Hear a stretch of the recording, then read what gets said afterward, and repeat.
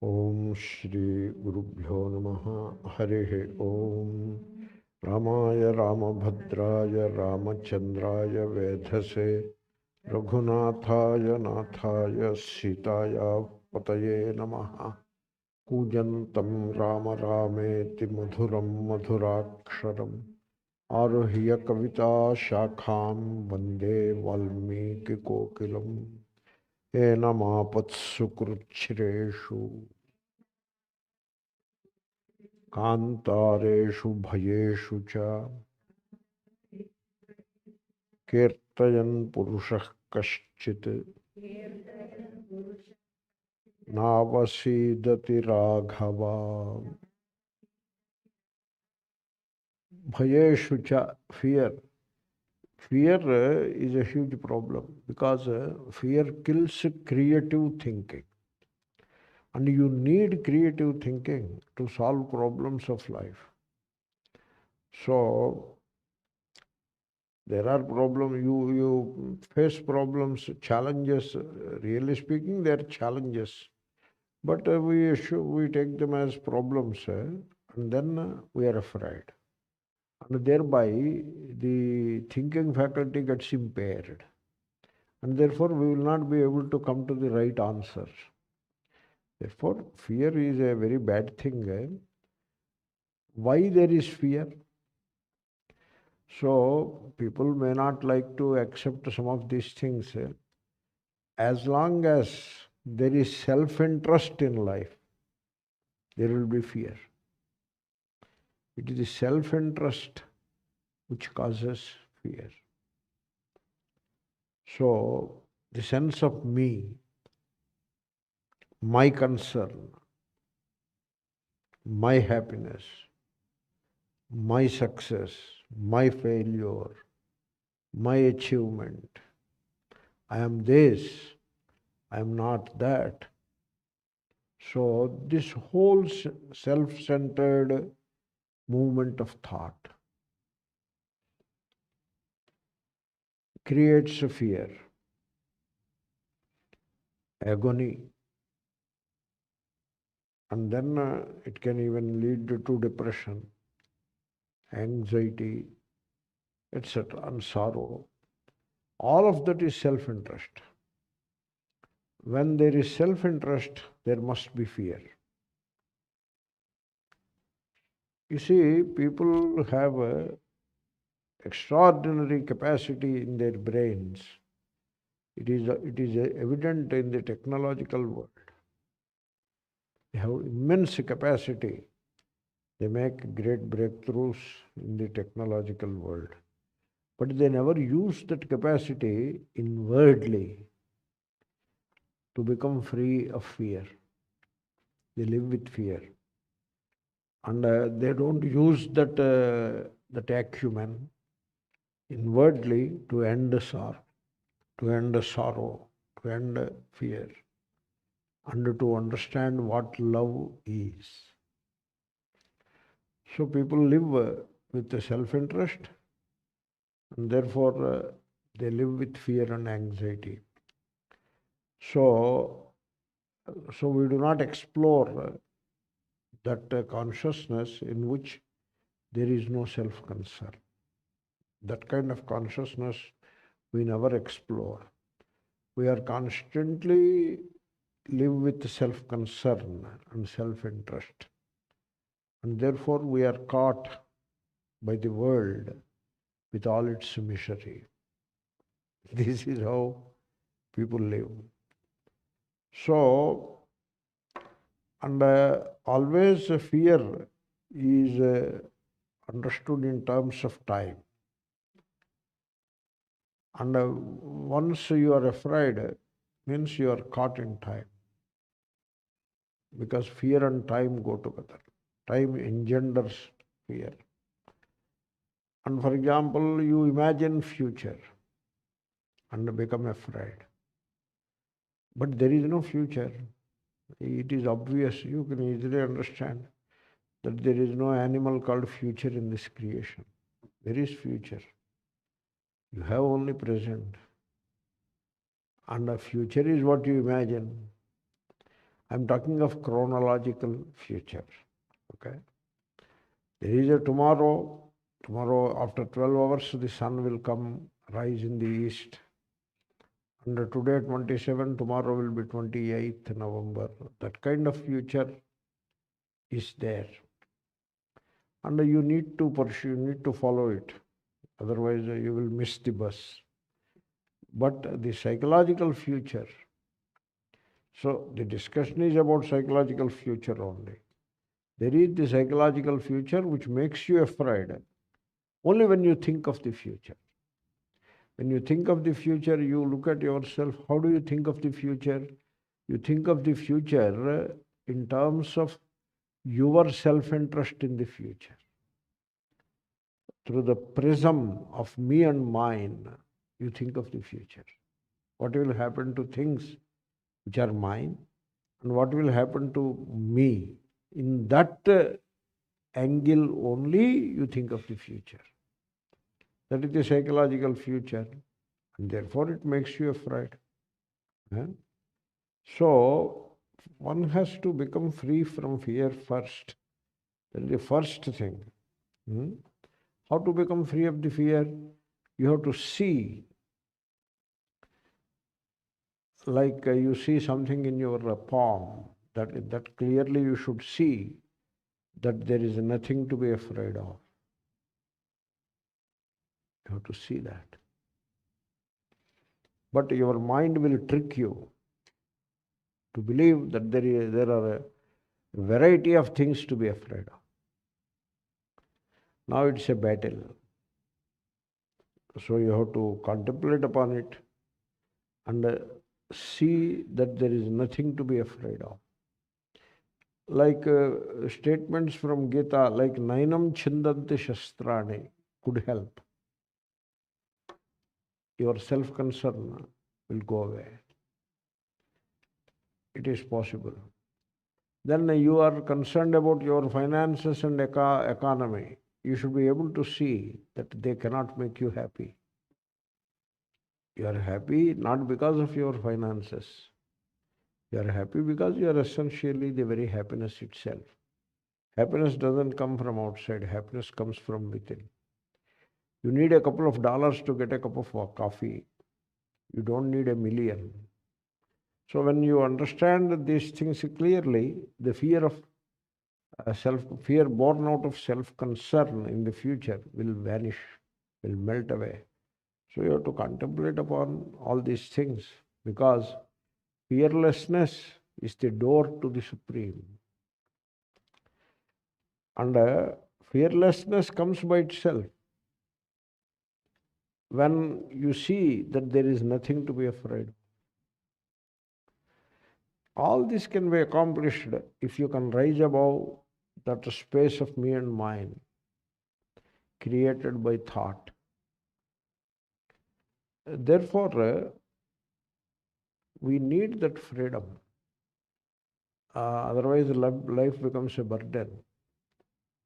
What is the real freedom? Freedom is freedom from worry. That you do not worry about your life, and you do not worry about the people around you.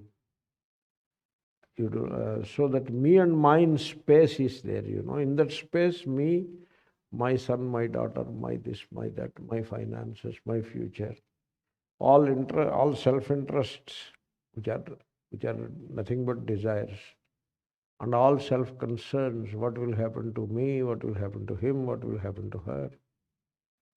So people live like that. We all live like that. And as long as you remain in that field of thought, where you always think in terms of time, and think in terms of me and mine, self-interest and self-concern, you will remain in the misery of the world. There is no escape. Therefore, first you have to become free from that worry.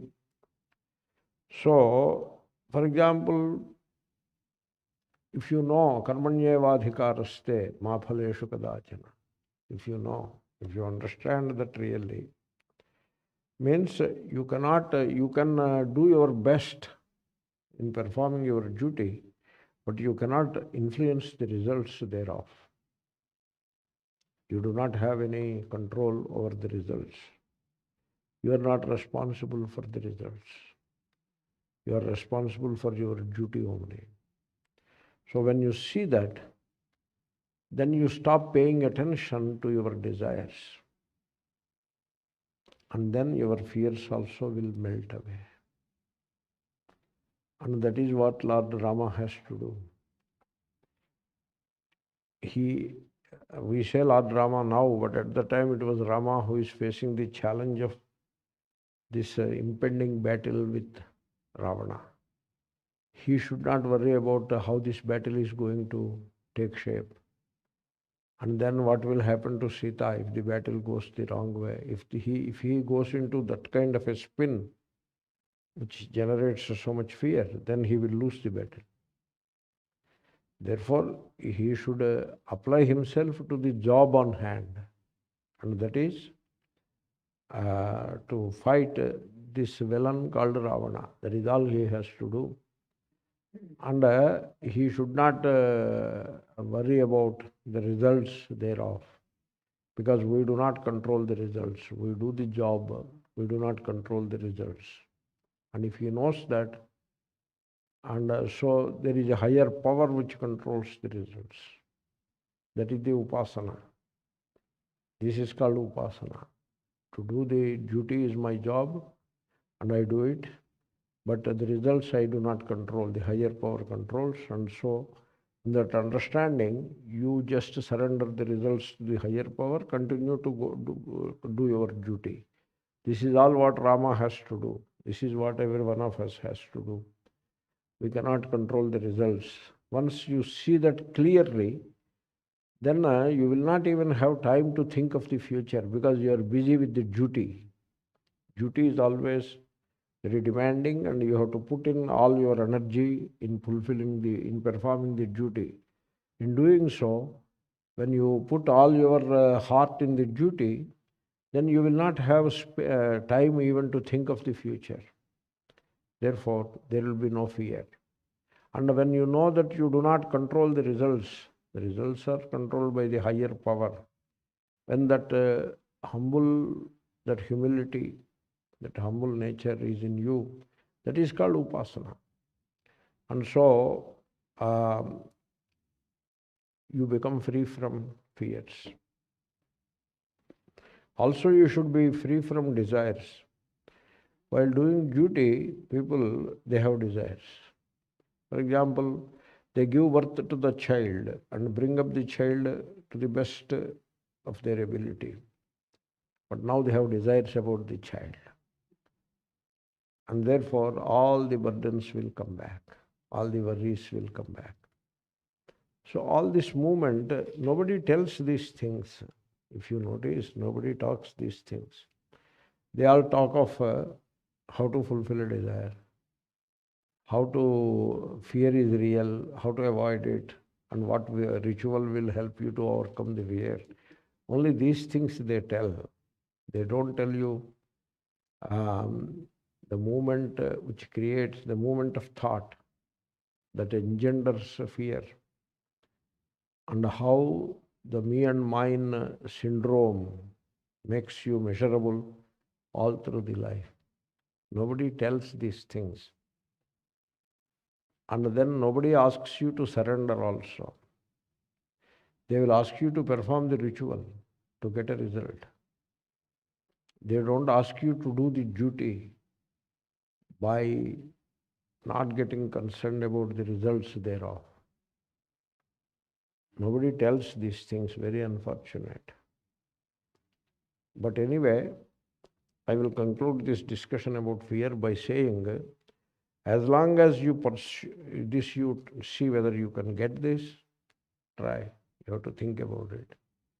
As long as you pursue security, you will not be free from fear.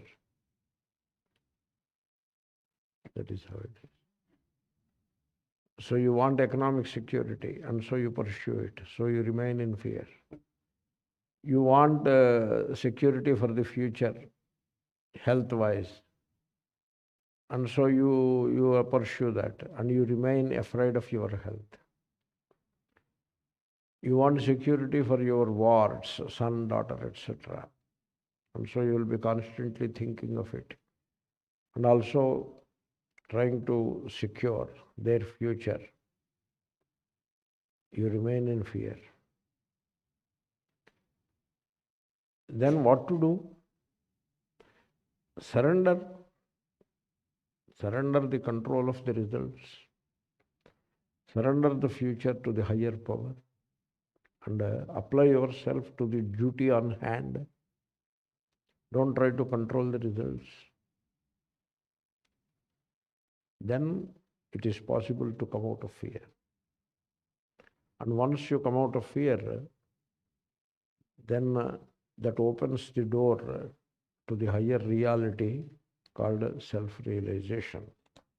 Therefore, hey Rama, so you surrender to Ishvara, kīrtayan. So you remind yourself the glory of that Ishvara Hiranyagarbha, who is controlling everything in this creation. You see, the one who controls everything, you cannot appease him and make him favorable to you. Suppose you are a great devotee of the sun, Surya Deva, for the last 50 years, suppose. You are worshipping sun for the last 50 years. And then go out into the early morning sun without covering yourself properly and expect the sun to keep you warm. He won't. Something like that. Or go into the hot summer sun and expect the sun not to give you sunstroke because you have been a devotee for 50 years. Now he should not give sunstroke to you, of all people. Go out, you will get sunstroke. So the higher power, you cannot bend the higher power to your will. Therefore, stop exerting your will.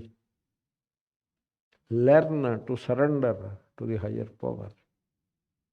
That takes away the fear. Therefore, you apply yourself to your duty. And at the same time, be humble and devoted to that higher power. So here I am saying fear. Yesterday I mentioned that fear has its origin in the thought. And there are three reasons to get fear. And once you notice the three reasons which create fear, you can get rid of them. The first reason is you constantly think of the future. That is how parents live in fear, because they are constantly dreaming about the future of their children. You don't know how these children will end up. You don't know. You do your job, that's all. I knew a friend of mine, he wanted his son to become a doctor. He was himself a doctor, a very accomplished doctor. But he wanted his son to become a doctor. The son seemed to wobble. In high school, you don't know whether he will become a doctor or he will become a musician in New Orleans pub. You never know. You never know. So he seems to be coming up quite well in order to fulfill your desire. He seemed to be like that. Then he went into inter-college. He did not pay interest to biology subjects. Then the father received his first disappointment because he wanted him to be a biologist, but he is not interested in sciences. No science, not only much less biology, he is not interested in science itself. He went into humanities. It was a heartbreak for the father. And within the humanities, he went into the modern music, rock music, pop music, into that humanity he went. And finally, he is singing in New Orleans. That is his daytime he sleeps and nighttime he sings. He is doing well. He is doing quite well. But father is heartbroken. Why he should be heartbroken? because of his own desire. He want to control the results. I paid the fee, lot of money for my son, and so I want the outcome to fit into my effort. So you want to control the results. If you control the results, then what the heck God will do? Can I say like that? That expression is all right. The God has to leave some job to the God also. Everything you have to control. What about God? You worship God also, you know. No, we worship God to bend His will to fit into our will. That doesn't work. You have not understood the spirit of upasana. The spirit of upasana is you allow your will to resolve and allow God's will to express itself. Don't pit your will against God's will. God's will is your son has to become a musician, whatever kind of music it is.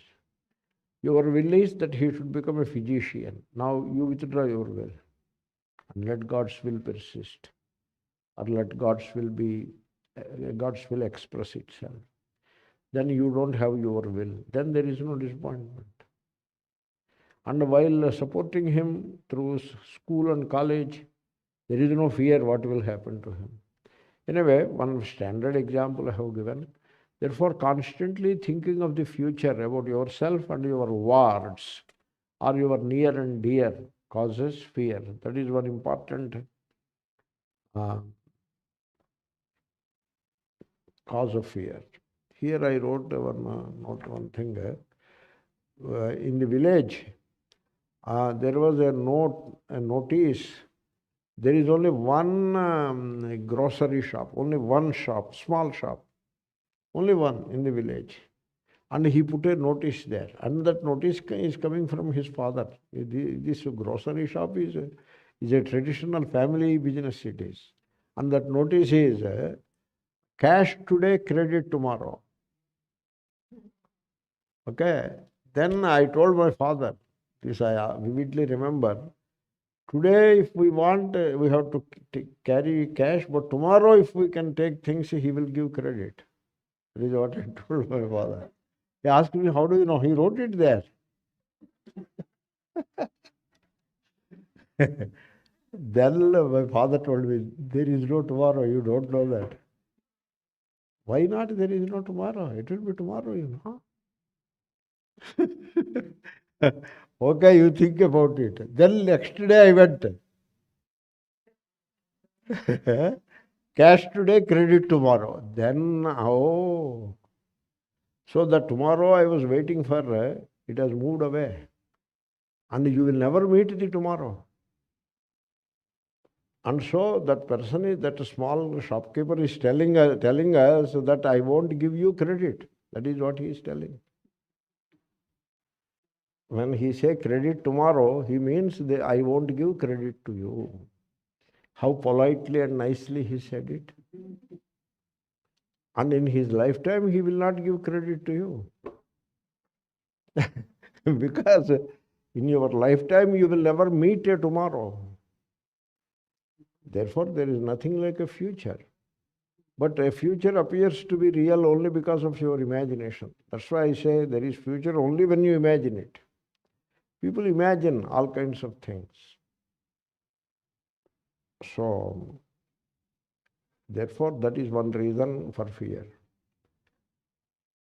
Parents are afraid of their children's future. Now, why are you afraid of the children's future? Because you want the future to be in a particular way. And the fear is that it will be that way or not.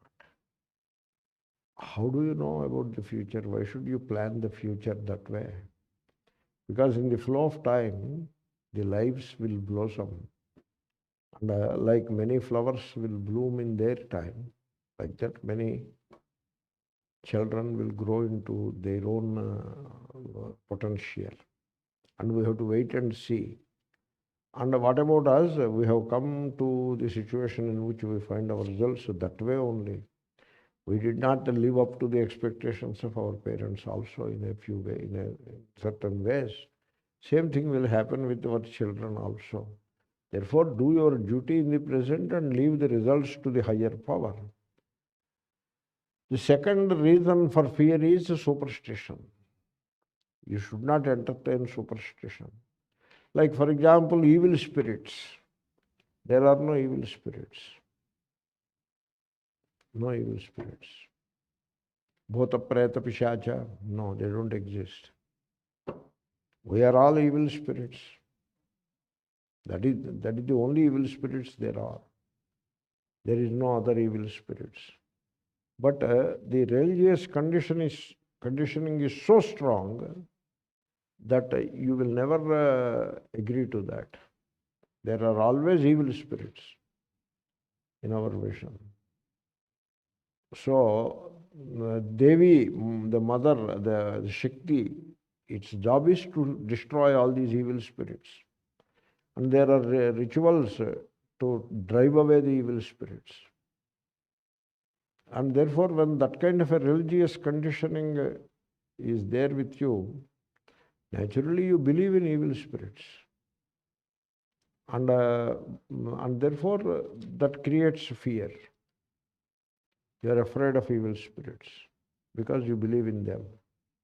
And the belief in evil spirits is entirely superstition, a blind belief it is. There is no truth in it. So you have to think about it. If I say this in India, many people would not agree with me. Not only many ordinary people will not agree with me, but also many gurus will not agree with me. Because the superstition of the people, that is the capital that the gurus have. They live on that. They flourish based on the superstition of people. That is how the gurus are. Very dangerous it is. One guru became very popular by saying that the Shiva Linga that he is worshipping came from Kailasa. He became very popular on that basis. That is what one guru says. He has a Shiva Linga. Every day morning he will do Abhisheka and he will do the puja before the people. He won't do it inside. Generally, puja everybody has to do for himself when he is alone, but not this guru. This guru will do the puja when 1,000 people are watching. And the puja is doing for their sake only, not for his sake. And he declares that the lingam that he is doing Abhishekam, it came from Kailasa. That is how it is. Superstitions, So people are very superstitious, and that makes them very much afraid. Then the third and final reason for fear is bhogasakti, that your self-interest and your desire for pleasures, pleasure-seeking is the primary cause of fear.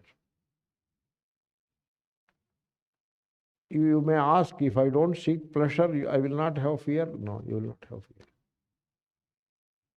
The moment you seek pleasure, there is fear. These alcoholics, they are constantly worried whether by the time the evening comes, whether he will get his dose or not. They are worried all through the day. Some example I gave. Therefore, when suppose you want to pass an exam in first class, and you want that is the desire you have. You or your son or your daughter, whosoever, and the results will come after 15 days. And these 15 days you live with fear. Suppose you don't seek any particular pleasure, then there is no fear. You seek wealth, therefore you are afraid whether you will get it. You seek pleasure, therefore you are afraid whether you will be able to enjoy the pleasure. Pleasure and fear, you cannot separate them. They are like two sides of the coin. One side is pleasure, other side is fear. As long as you seek pleasure, so long you are afraid of, you live with fear. So people have to understand that also. So this is how people live. The antidote for is contemplate upon Ishvara, kīrtayan. That is the contemplation, kīrtayan means. Live with the sharanagati, self-surrender. Allow the higher power to control the results, and you commit yourself to the duties. So this you have to do. And whosoever reaches this state, he will never disappointed in life. kaśchinnāvaśīdati rāghava. Whosoever it is, kaśchit, irrespective of caste, creed, race, religion, such a person will never be disappointed. He will never be put down. He will sure to discover the true potential which is in himself. So, hey Rama, please do that. Okay? So that is the verse. Let us say that verse and be done with it. māpatsu kṛchChrēṣu kāntārēṣu bhayēṣu ca kīrtayan puruṣaḥ kaśchit nāvaśīdati rāghava pūjayasvaina mēkāgraḥ dēvadēvaṃ jagatpatim ētat triguṇitaṃ japtvā yuddhēṣu vijayiṣyasi. So Agastya Maharshi is advising Rama, pūjayasva, you worship, mental worship, upasana. So Enam, this God, who is in the form of the sun before us. Dēvadēvaṃ, he is the supreme God of all the devatas, all the gods. He is the God of gods. Dēvadēvaṃ. Hiranyagarbha, you know, the creator. All these gods, Agni, Varuna, Indra, etc., are like so many limbs of Hiranyagarbha. This I have discussed a lot. And therefore, if Agni, Varuna, Indra, etc. are devatas, then Hiranyagarbha becomes Dēvadēva. Look within. Eyesight is a devata, hearing is a devata, thinking is a devata. All these devatas have one primary deva, that is Atma. Therefore, Atma is Devadeva. What is outside is inside. And then Hiranyagarbha is the overlord of this entire universe. He commands and controls the entire universe. Jagatpatim. So, with a single pointed focus, you contemplate upon that Ishvara. Pūjayasva is mental worship. That is the bhakti you do. And hand over the future and the results of the work that you are doing to that Hiranyagarbha. That is the Pūjayasva, means self-surrender. You see, why you are not able to surrender? Because of the ego. That you are not able to surrender, that is the sign of ego. But then life with all its contradictions and with all its challenges breaks down our pride and our ego, if you allow it. So life teaches a great lesson. And if you are willing to learn, life helps you realize how poor and powerless we are. And if only we have that humble heart, we can understand how poor and how powerless we are. So, you see, there are multiple delusions in our lives. One delusion is about what I am. That is one delusion. For example, I am a senior officer. That is a delusion that you have. You are not a senior officer. You are a human being performing the duties of a senior officer for a few hours in every day, not in the weekend also. So you are deluded that you are a senior officer. And we are, many people are, I am the husband. This is the Indian thing. Maybe it is there in the West also. I am the husband. That is the delusion. You are not husband. You are a human being. And in a very specific context, a name is given to you, husband. That's all. And that context persists for a while. And then it will dissolve. Therefore, this is the delusion people live with. So, what I am, there is so much delusion. I am father. There is another delusion. Did you consult the child, dear sir, you are the jiva, now I am consulting you, please come as my son. Did you consult the child like that? No, you did not consult, right?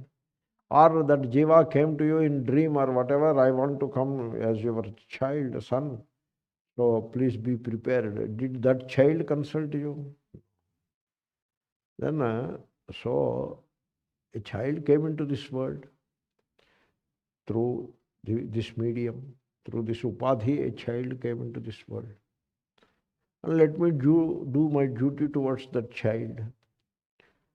So, to do the duty, you don't need to put a title to yourself. Therefore, what I am, there is so much delusion. What I am. I said husband, it applies to wife, I am the wife. What does it mean? I keep the home warm and I give birth to the children. Your children I gave birth.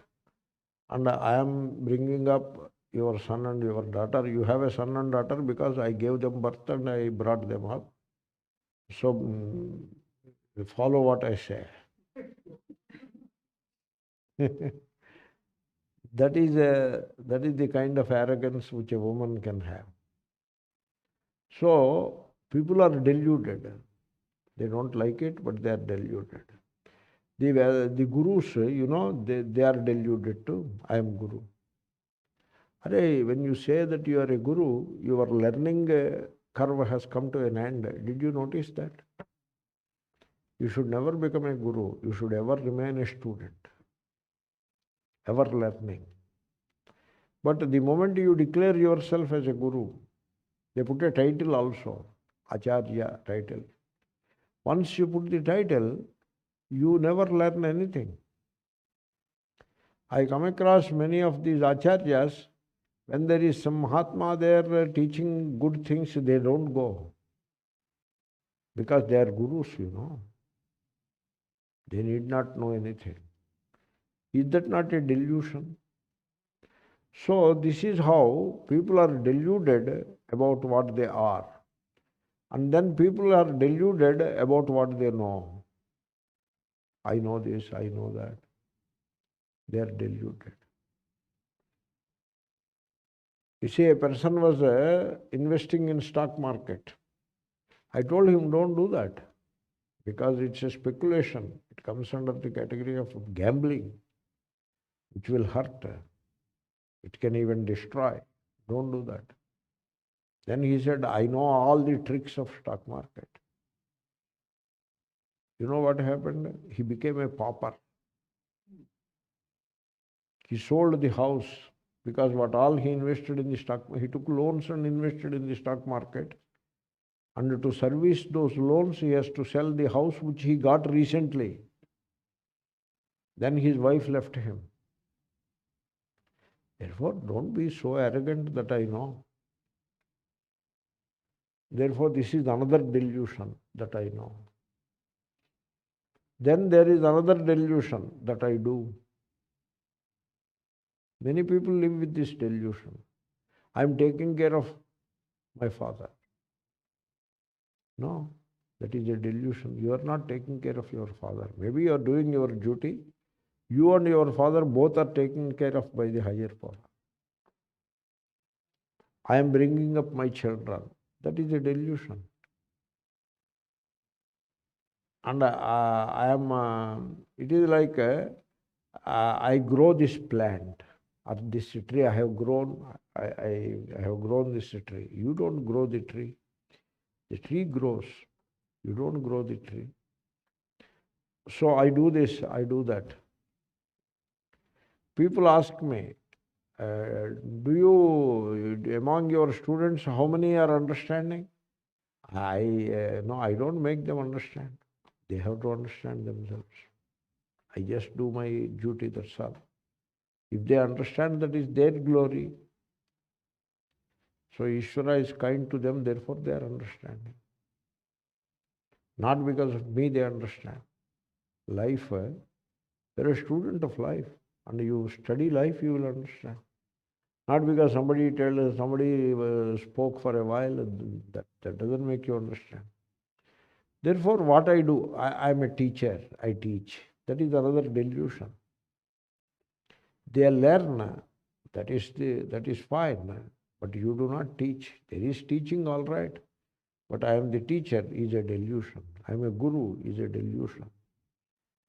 I am a sannyasi is a delusion. Are you a sannyasi? Did you give up everything?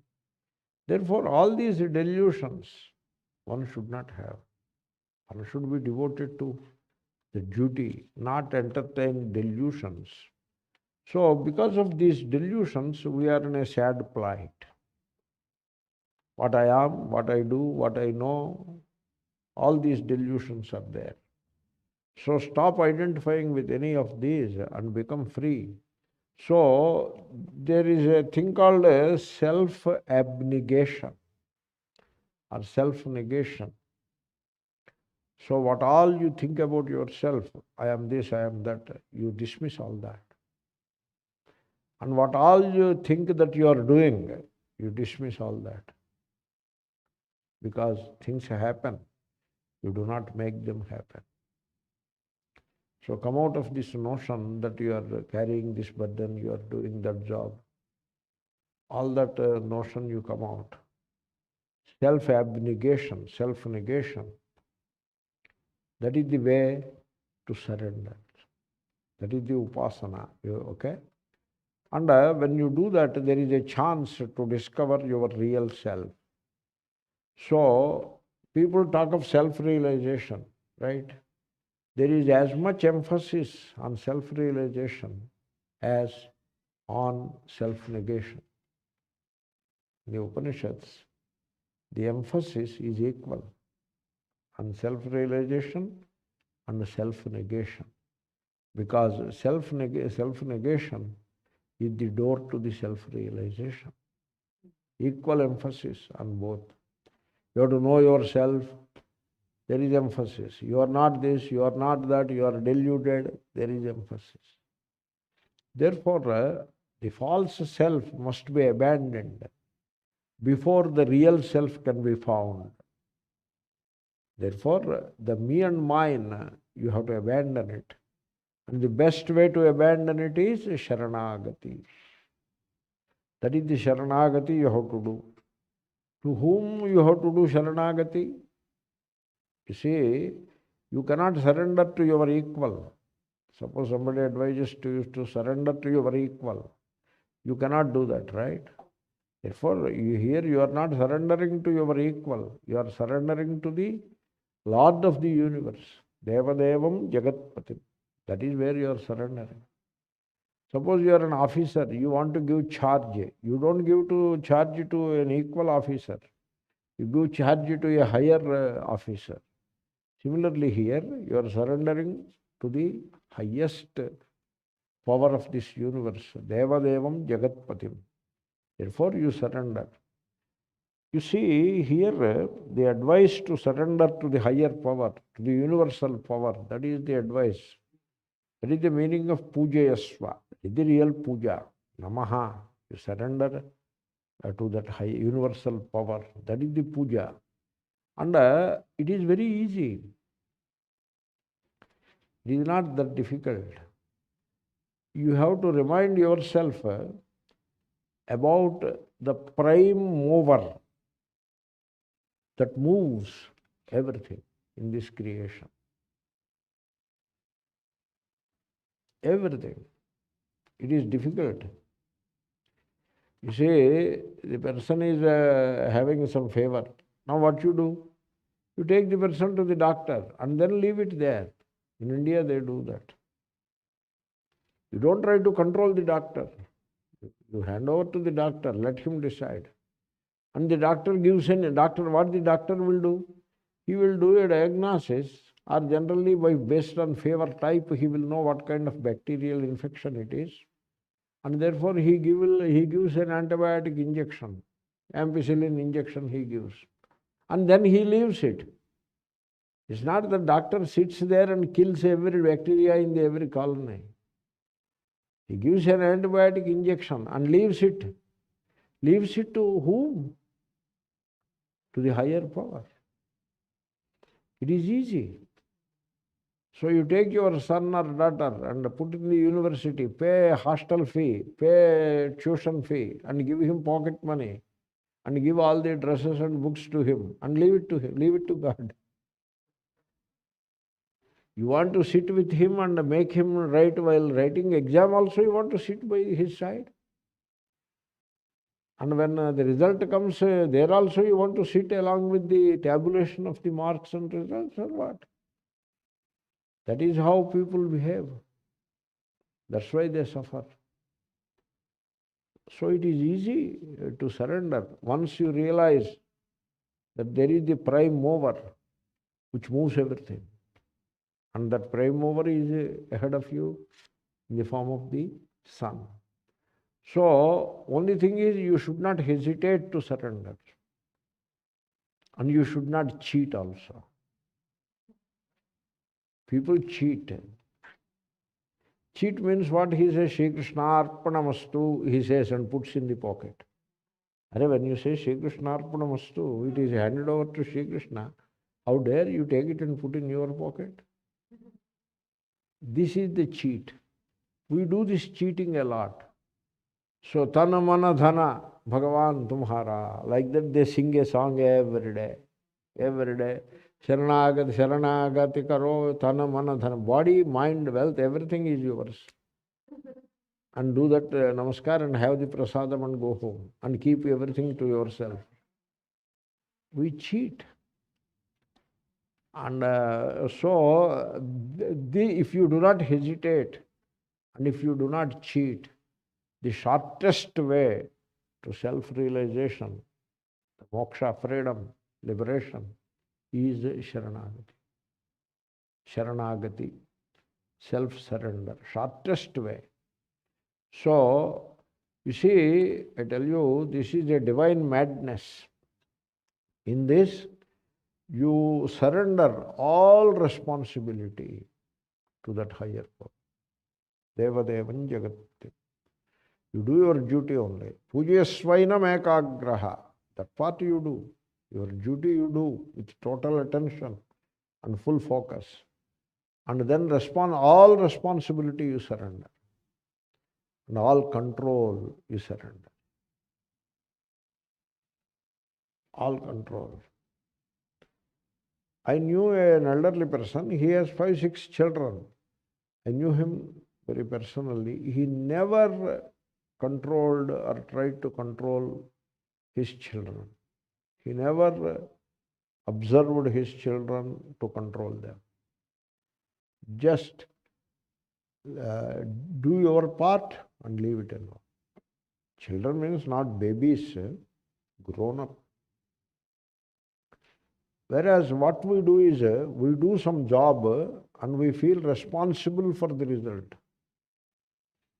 You take a person to the hospital, get the treatment done, and now you are not responsible for the well-being of that person. Having done your duty, your job is over. Now the well-being of the person, you hand over to the higher power. The welfare of the children, having done your duty, grown-up children I am talking about, having done your duty, their well-being, you have to surrender to the higher power. Therefore, in Gita vision, there is only duty, there is no responsibility. You are duty bound to your children, I am saying children all the time, don't mind. You are duty bound to your children. You are not responsible for the welfare of your children. And don't try to control. People want to control. Some of these ideologues, there are ideologues, they want to control the society. No, this is not the way the society should be. Society should change. So I will start a project to change the society. And that project costs a lot of money. Therefore, all of you contribute. This is how. These are ideologues. You understood what I am saying? They don't know what is Sharanagati. You have created this society? No. Bhagavan has created this society. He will take care of the society. I always remember a Swami approached me. We have to safeguard Carnatic music. So please join hands with me. I said, what shall we do? We will campaign to protect Carnatic music. Carnatic Music Rakshana Samiti. We will start. I will be the president, you will be the vice president. And we will collect donations. They will give donations. There are some Carnatic music enthusiasts are there. You tell them Carnatic music is going down all the time because of these rock and pop musics. And so in Hindi also rock music, pop music has come. In Telugu also it has come.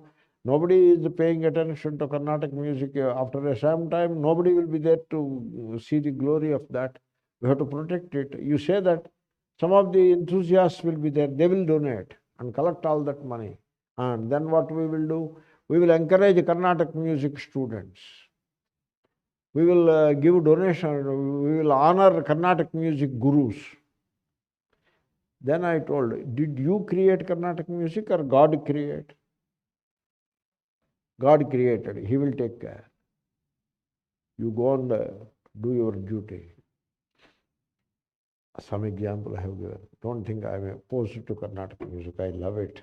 Okay? But I do not feel that I have to protect it. These are the ideologues. Just like parents feel that they have to protect their wards, similarly, ideologues feel that they have to protect their religion. They have to protect their community. They have to protect their culture. You got the point? You are not the one who created this world. You are not going to protect it. That is a kind of arrogance. So learn to surrender. So learn to relinquish all control and all responsibility. This is a kind of divine madness, in the sense that you are totally devoted to your duty and hand over the entire responsibility to Bhagavan and relax. Generally, people won't give up responsibility. You know what they say? I have done so much work. How can I give up control? So you do so much work in order to control. And you do so much work, therefore you believe that you are responsible now.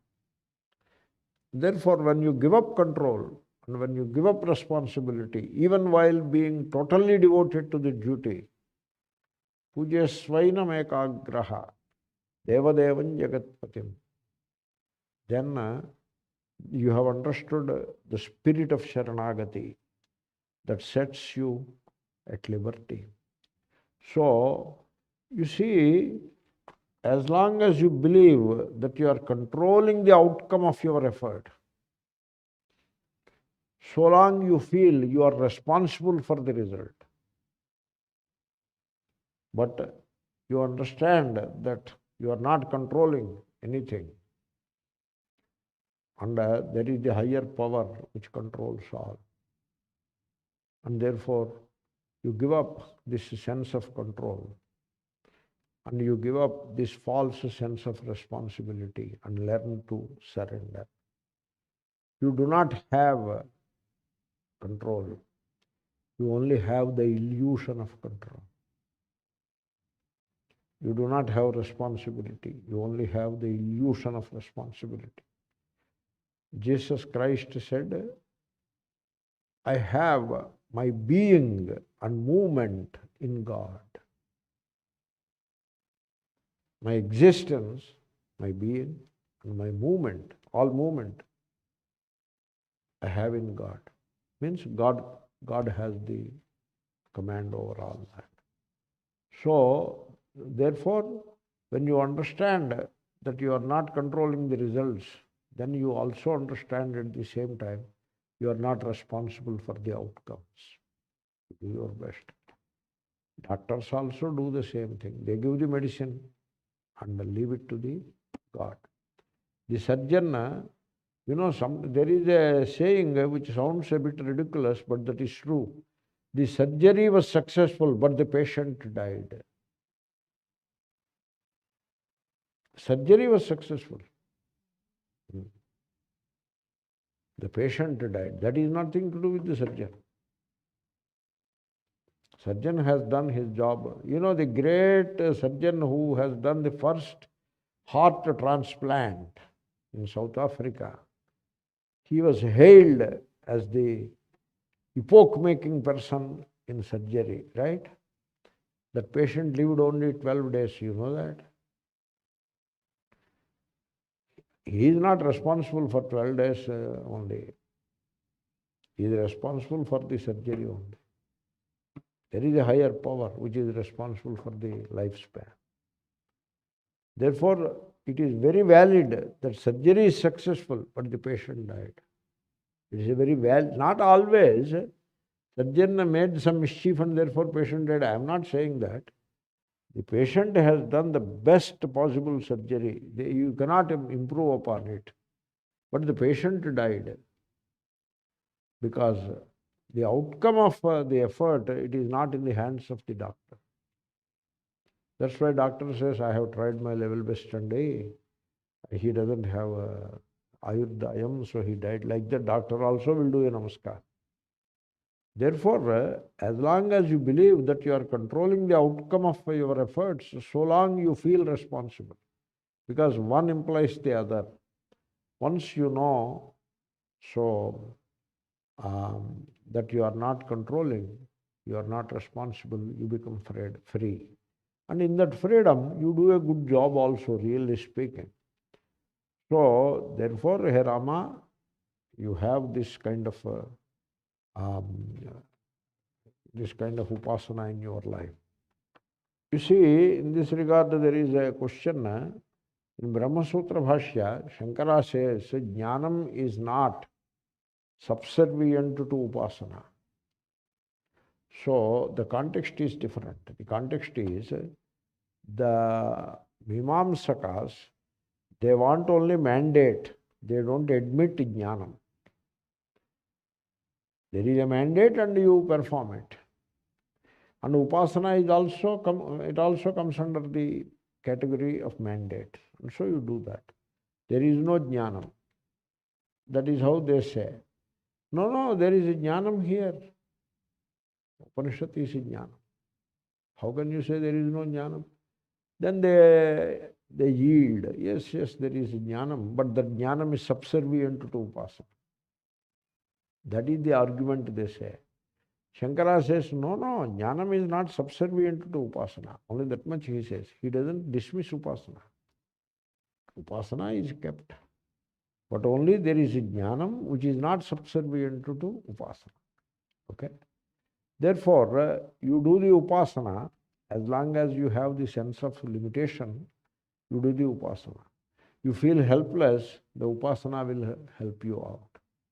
You feel that you are in control of things and you feel responsible, and therefore you suffer. Now upasana will help you that you do not control, you are not responsible. Therefore you don't suffer now. What people do, they do their best and then they suffer. Whereas upasana helps you, you still continue to do your best, but you understand that you are not in control, you are not responsible, therefore you do not suffer. You remain relaxed and you are at liberty. Therefore, the context in which jnanam is said, not subservient to upasana, that is true. Because in jnanam it is oneness. In upasana there is a sense of division. Therefore, they cannot come together. They stand apart as two separate disciplines. And when it is jnanam, there is no second. And you are all existence, including the sun, I am. Aham manurabhavam suryascha, I am the sun. But you have the sense of limitation, then you surrender to the Lord. Then what happens when you surrender to the Lord? You are negating the self-negation, that is the surrender. And that self-negation also will help you to realize the jnanam also. Therefore, the upasana, which is in the form of self-surrender, will take you to the jnanam in which self is all. Okay? Therefore, upasana has a nice role. But what happened is, in the society, the upasana has become entirely dualistic. And the upasana is based on superstition. And then upasanas have become like wild grass. There is a growth of upasanas like wild grass. Therefore, the upasana has gone into disrepute. But otherwise, upasana is very valuable. Then you see this Aditya Hṛdaya, you chant it thrice. Triguṇitaṃ japtvā, japa, jalpa, vyaktayam vachi manasecha. That is the sutra, that is the dhatu patha. Japa and jalpa, they have the same meaning. That is, you explain properly, you speak well, correctly you say. That is the japa. So the thing you have to say correctly.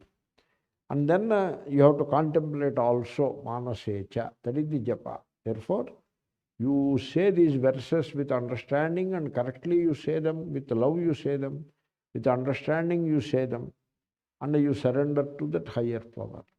You may do it thrice, because trirbadham subadham bhavati. When Mangala Sutra is tied, they tie it 3 times so that it becomes strong. So it is not repetition. Don't make it a repetition. If it is repetition, then the word trihi has no meaning. So by doing that, you will gain victory. The victory you will gain. Vijayiṣyasi. Yuddhēṣu vijayiṣyati. Rama is going to emerge victorious in his battle against Ravana. Okay. But then, symbolically speaking, here the victory is over yourself. The perfect victory is to triumph over oneself. So to find, in all things that you do, you find the glory of that higher power. And you surrender all control and responsibility. You only see the glory of that higher power in all that you do. That is real victory. Otherwise, what will happen when you fail to see the glory of the higher power? You will start believing that you have created victory for yourself. Many people say, I am a self-made man. Means they have become victims of that ego. So you have to triumph over that ego. That is the real victory. And upasana provides the best way to get that triumph over the small self. Therefore, Rama will do all he has to do. His duty he will do with total focus, with a sense of surrender, and the outcome will be decided by the higher power. And that is the real victory. Not that I am more powerful than Ravana and I will show him. So that is not victory. Okay?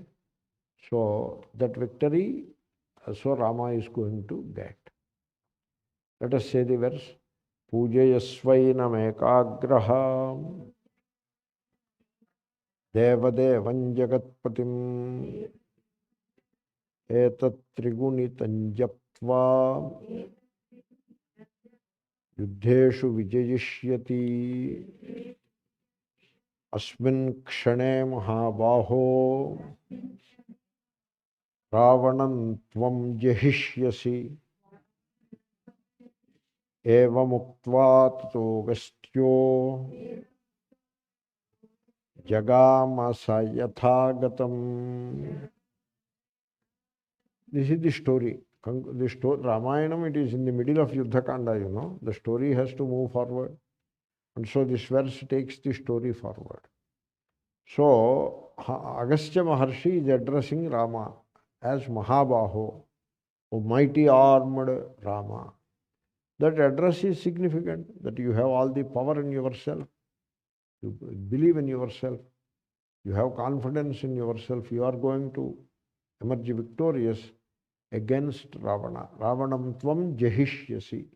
You are certainly going to kill Ravana. Okay? And it will not take much time also. The moment the battle starts, you will slay Ravana and emerge victorious. Therefore, have self-confidence and move forward. And he gave his advice. So he has to contemplate upon the rising sun and surrender the small self to the rising sun and then start doing his duty. That is what he has to do. This is the advice given by Agastya Maharshi to Rama. And what Agastya has done, he stays there and sees whether his advice is followed or not, whether the proper result has come or not. No. He is no control, no responsibility. Agastya is not responsible for Rama's victory. And Agastya doesn't stay there guiding him, prompting him, do this way, I told you, are you doing it right? No control, no responsibility. So he did his job. He felt like he has to advise Rama at the right moment, otherwise Rama will face difficulty. And therefore he advised him, and then without waiting, without waiting to receive thanks, this and that, he just turned his back and went the way he came. Yathagatam jagama. Yatha brings tatha. The way he came, exactly the same way he left. He did not wait there. Mahatmas are like that. Mahatmas do not wait to collect. They have nothing to collect. People generally wait to collect. They have to collect, you know. After the roadside circus will be there. So they show a few feats, and then they go around to collect. They have to collect, you know. So Mahatmas are not like that. They don't collect. And they don't wait to be praised or eulogized or worshipped, Pada Pujas, this and that. The Mahatmas, they do the job and then quietly walk away. Agastya. How they walk away? Exactly the way he came, the same way he turned about turn and left. That is the beauty. You see a very similar thing in Balakanda also. Vishwamitra Maharshi takes Rama and Lakshmana to the forest, teaches him all missiles and other methods of warfare and prepares them as the best archers, and then takes them to Mithila town and arranges marriage to Rama and Lakshmana and other brothers, and waits till Dasharatha comes, and then the marriage is performed. He blesses the new couples and disappears from the scene. And when Dasharatha and Janaka Maharaja, they become free. They are busy with all the arrangements of marriage and all that, you know. Janaka's daughter getting married, Rama getting married, Dasharatha is in ecstasy. They were all very happy. Then suddenly after some time they remember, Vishwamitra is the right main person. Where is he? He is nowhere. Himalayas. He went to Himalayas. That is what is written in Balakanda. He won't stay there. That is how Mahatmas are. That is very interesting. That means Agastya, he doesn't have control and responsibility. He did his job. We should be like that. That is the real Sharanagati. Let us say that verse. Asmin kshane mahabaho ravanam tvanjahishyasi eva muktva tato gastyaha jagama sayathagatam. Here something is written in this book about this verse. You see, suppose you face a difficulty, call it calamity if you wish. Kṛchra āpat. Kṛchra is a difficulty. Āpat is a calamity. Some of it is subjective also. So, means a simple difficulty it is, you can face it and you can do something about it also. But people, they imagine a lot and they convert a simple difficulty into a calamity. You should not do that. But anyway, a calamity or a difficulty. When you face such a challenge in life, so you have to become alert. That is what you have to do. And ask a question, what is my duty? That is the question you have to put to yourself. And then you have to think. Think. Don't depend upon this person, that person. You think. And then that will tell you what is your duty. Once you understood your duty, generally duty is understood. You need not consult anybody.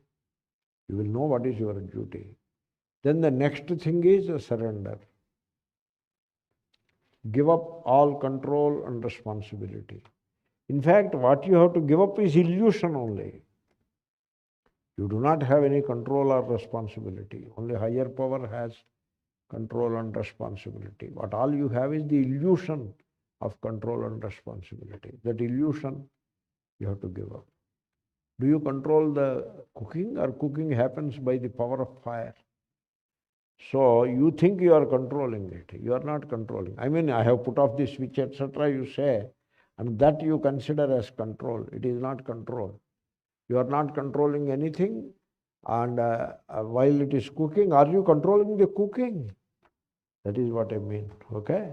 And you are not when it cooks, are you responsible for the cooking, or the fire is responsible? Therefore, you give up the illusion of control and responsibility, and that is the surrender. So have that surrender in you. That is the upasana. People talk of bhakti. Oh, we are so much bhakti. We are in that culture. We are in tradition. Oh, where is it? We don't see it. Even while performing the rituals, the people do not surrender anything. So surrender is a very big thing. So I have described it adequately. And therefore you surrender. And then move forward. Do your duty. You will certainly emerge victorious. Some mistakes you should not do. Oh, sorry. You should do your duty. You should not be in an undue hurry to get the result. This is okay. Now it is coming to end also. You should not be in a hurry. Hurry is not good. Undue hurry should not be there. Okay? Then you should not become a victim of superstition. You should not allow superstition to guide you. You should allow your thinking and your sense of self-surrender to guide you. It will guide. That inner divinity will guide you. And if you do not cheat, it will certainly guide you. And you will see the path. So move in that direction. Therefore, don't be a slave to desires. Don't be slave to fears. And don't be slave to superstitions. Learn to think.